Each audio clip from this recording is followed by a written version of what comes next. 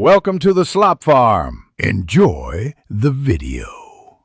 In this video, I will explain how to replace your new 3DS battery.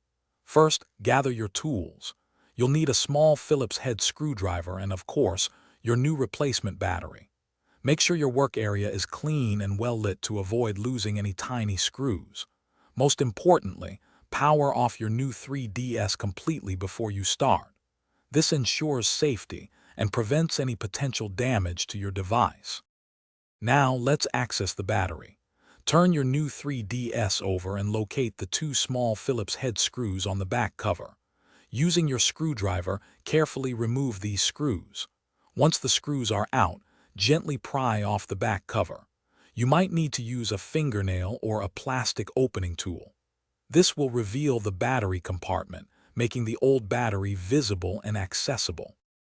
With the back cover removed, you can now replace the battery.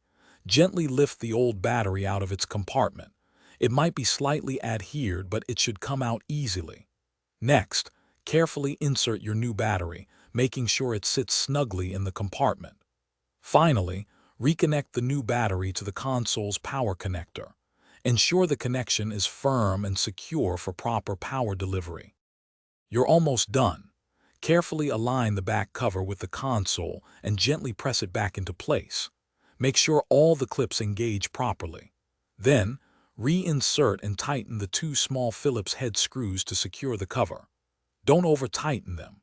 Finally, power on your new 3DS to confirm that the new battery is working correctly and your device is ready for many more hours of gaming.